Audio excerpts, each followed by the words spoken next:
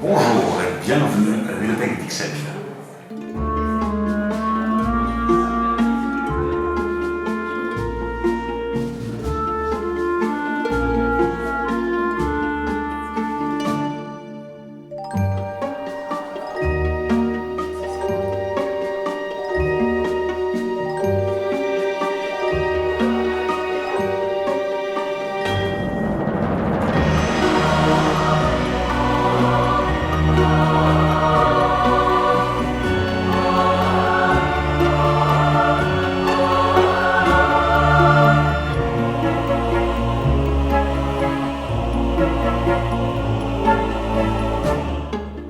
Alors, la ludothèque d'Ixelles a ouvert ses portes en 2007 et donc on est à 13 ans d'existence. C'est un espace où on peut venir jouer sur place, on peut venir emprunter les jeux, il y en a pour des bébés aux adultes, donc on en a un peu pour tout le monde. On est ouvert 5 jours semaine, donc il y a pas mal de public qui passe. On a par mois environ 800 jeux qui sont loués.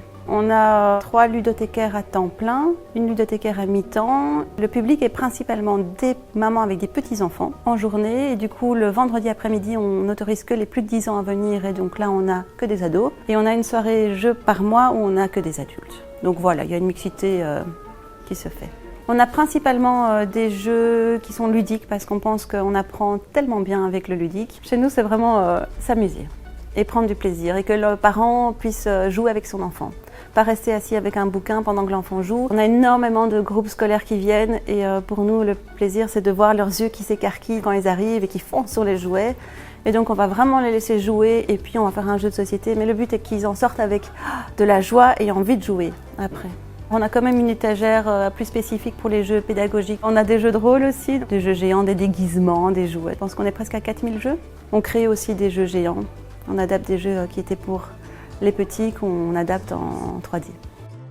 C'est nous qui créons tout, donc on a une grosse équipe qui a fait de l'artistique en fait. On n'a pas spécialement beaucoup de budget, donc on va récupérer tout ce qu'on trouve, les boîtes de cigarettes, des tuyaux divers, et puis on va peindre, on va modeler et on va créer des choses. Et donc, les pièces d'un jeu ou d'un puzzle qui sont cassées, on va récupérer tout le matériel et on va créer quelque chose avec. Et donc on adore créer, on adore peindre et donc on a un imaginaire débordant et donc on fait tout ça dans notre stock en haut.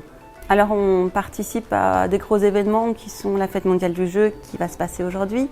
On a Je t'aime où on participe, on a la fête des familles, on a la fête Raconte-moi tes histoires au musée des enfants. Après ça on fait plein d'animations dans les écoles aussi, les crèches viennent sur place aussi. Donc voilà, on a des gros événements. À Halloween, 1 an sur 2, on fait un énorme jeu qui fait peur évidemment. Donc voilà, ça dépend des moments. Aujourd'hui, on a la fête mondiale du jeu et donc sur cette fête mondiale du jeu, on a choisi le thème des contes de fées. Et donc les enfants vont pouvoir faire un grand jeu d'enquête où ils vont devoir essayer de démasquer qui a mis le bazar dans le pays des contes de fées. Donc on est tous déguisés, d'où ce bel accoutrement, en prince, en princesse, en loup, en chat. Et donc ils vont devoir aller aider chaque personne à rétablir ce qui a été mis en bazar pour trouver un indice et trouver qui est le criminel parmi nous. La fête mondiale du jeu, c'est le 27 mai et donc on essaie d'être dans la zone de cette date-là pour faire notre événement. On fait un gros événement avec une grosse animation tous les 2 ans et sinon chaque année on fait quelque chose de plus petit. Au niveau culturel, je trouve qu'il y a énormément de choses à Bruxelles où on peut trouver du plaisir et du jeu. Déjà il y a le Bruxelles Game Festival qui est apparu et qui donne une chouette image du jeu. Je t'aime qui fonctionne quand même bien et qui a de plus en plus de public. Et donc voilà, je trouve qu'à chaque événement, il y a de plus en plus de monde, en tout cas qui va vers les jeux.